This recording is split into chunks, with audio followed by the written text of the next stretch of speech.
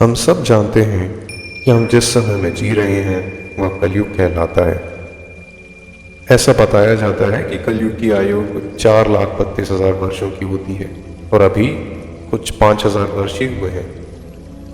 हम आज से पिछले 10 वर्षों की तुलना करें तो यह साफ नजर आता है कि समय कितना बदल गया है, चाहे वो वैज्ञानिक विकास हो या दूषित वातावरण। एक समय था जब मनुष्य को वर्षों तक की कड़ी तपस्या करनी पड़ती थी, कई दिनों तक चलने वाले यज्ञ करने पड़ते थे, तब जाके भगवान दर्शन देते थे। यह सारी चीजें आज के समय में संभव नहीं है।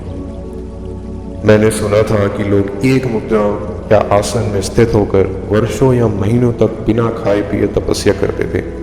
आज के समय में कोई अगर यह प्रयत्न करना चाहे तो दिन तो बहुत दूर की बात है, कुछ घंटों तक भी एक जगह नहीं बैठ सकते।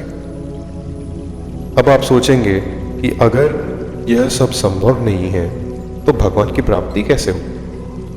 हमारे ईश्वर इतने कृपालु हैं कि आज का समय चाहे कितना भी बुरा क्यों ना हो, उन तक पहुंचने का रास्ता उन्होंने उतना ही सरल बना दिया है कि आप चौंक जाएंगे कि वाकई ईश्वर तक पहुंचना इतना आसान हो सकता है। उन तक पहुंचने के तो अनेक मार्ग हैं, जिनमें से सबसे सरल मार्ग है भक्ति। भगवत गीता में भी भक्ति योग का जिक्र किया गया है। अब भक्ति कैसे करें, इसका बहुत ही सरल उत्तर है कि ईश्वर के प्रति विश्वास और समर्पण रखें। अनेक भक्त धरती पर आए और ईश्वर के प्रति ऐसा समर्पण दिखाया कि आज भी हम उन भक्तों का गुणगान करते हैं, जैसे कि मीराबाई, तुलसीदास जी।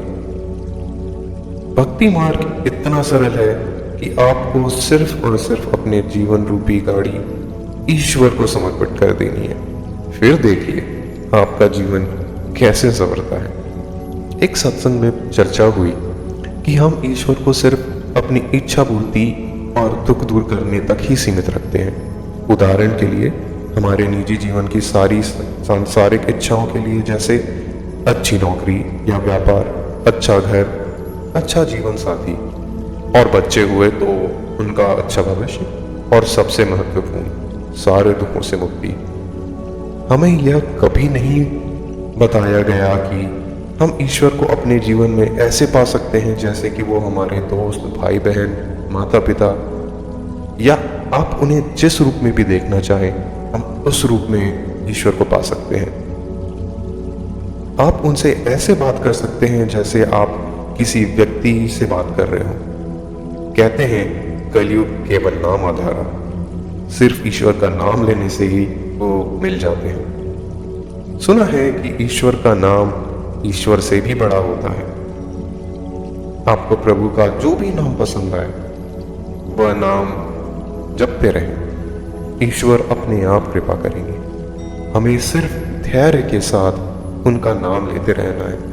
मेरी मानो तो आज का ये समय जहां इतनी सहजता और सरलता से ईश्वर मिल जाए, उस समय को क्यों व्यर्थ करें। समय के इस वरदान का पूर्ण फायदा उठाएं और ईश्वर की कृपा का आनंद महसूस करें। हम सब चाहते हैं कि हम हर वक्त खुश रहें। यकीन मानिए, एक बार आपने ईश्वर की कृपा लेनी शुरू की तो आपके जीवन में चाहे कैसी भी परिस्थिति आए, कोई भी परेशानी आए, आप सदैव खुश रहेंगे, चेहरे में मुस्कुराहट होगी और ईश्वर आपके और आप ईश्वर के हो जाएंगे। धन्यवाद।